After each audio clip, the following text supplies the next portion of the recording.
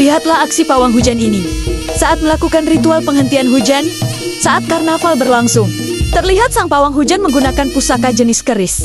Kejadian itu terjadi di Banyuwangi, Jawa Timur. Hujan turun dengan derasnya. Apakah bisa diberhentikan? Dan hasilnya, hujan akhirnya reda. Bagaimana menurut Anda?